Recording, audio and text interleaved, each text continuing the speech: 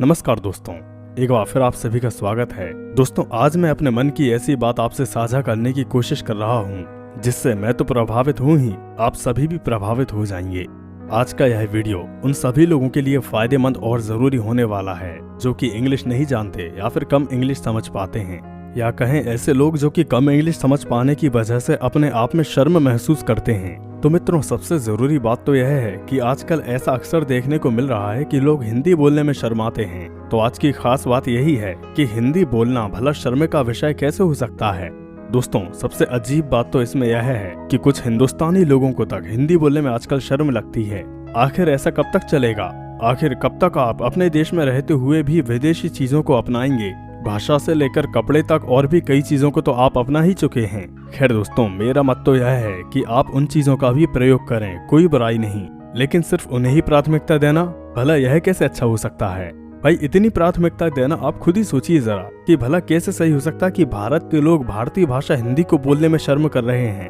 इससे बड़ी और शर्म की बात क्या होगी? कुछ लोग भारत के होकर भारत की वेशभूषा पहनने में शर्म कर रहे हैं और उनसे कोई कुछ कहे तो कहते हैं जाइए जाइए, आप तो पुराने लोग हो।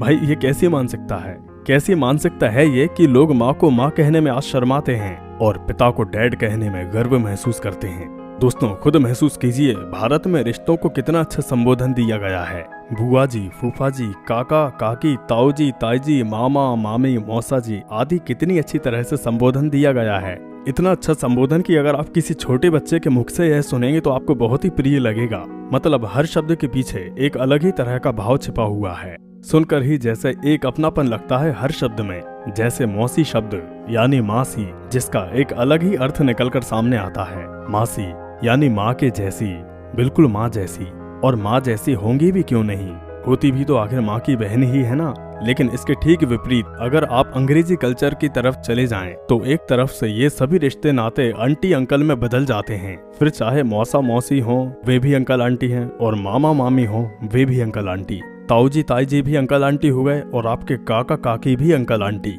कभी सड़क पर किसी अनजान व्यक्ति को अगर आप आवाज देकर बुलाओगे तो कहोगे ओ हेलो अंकल, लेकिन जब आप उन्हें ही भैया कहकर बुलाओगे तो बड़ा ही अलग लगेगा आपको। कहने का मतलब, आप अगर हिंदी में रिश्ते नातों का अगर संबोधन देखें तो वह सुनने में और बोलने में बहुत प्रिय लगते हैं और हर एक शब्द का एक अलग ही भाव होता है, सभी का अर्थ भी अलग होता है। लेकिन हमेशा अंकल और आंटी जैसे शब्दों को प्राथमिकता देना भला कहाँ तक उचित है? दोस्तों, ये तो हुई रिश्ते नातों की बात। अब आते हैं भाषा पर। दोस्तों, इसके अलावा भी और भी कई सारी चीजें हैं, लेकिन सभी के बारे में अगर हम इस वीडियो में बात करेंगे तो यह वीडियो बहुत लंबा हो जाएगा।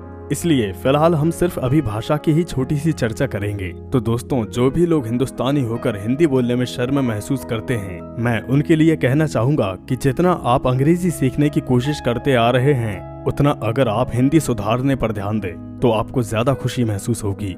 जी हाँ दोस्तों, सच तो यह है कि अभी तक शायद आपने हिंदी को जाना ही नहीं, उसे समझने की कभी कोशिश ही नहीं की। दोस्तों, वास्तव में हिंदी कितनी मधुर और कर्णप्रिय हो सकती है और कितनी अधिक मनमोहक है, वह इंग्लिश मीडियम के स्टूडेंट्स और भारत में रहते हुए भी अंग्रेजी की तरफ जिनका रुझान है, वे कभी भी इस बात को नहीं समझ पाएंगे। मुझे खेद है कि भारत के नागरिक होने के बावजूद भी लोग भारतीय संस्कृति से दूर भाग रहे हैं। और अंत में दोस्तों, एक बात और जरा सुनते जाइए। दोस्तों, अभी हाल ही में कुछ ही समय पहले मेरी मुलाकात रेडियो आकाशवाणी के आरजे से हुई। आप यकीन नहीं करेंगे, जब मैंने उनसे बात की तो मैं सुनकर एकदम सन्न रह गया और मैं एकटक उनकी तरफ देखता ही रह गया।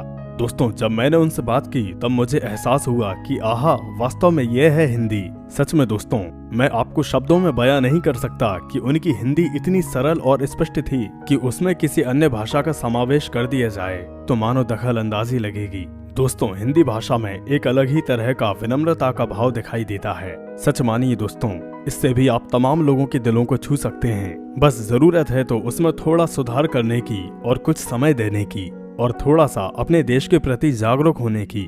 सच में दोस्तों, उनकी हिंदी से मैं इतना प्रभावित हुआ हूँ कि अब मुझे और भी हिंदी सीखने का मन है और इस विषय पर मैं आपसे अपनी बात रखने के लिए अपने आप को रोक नहीं पाया।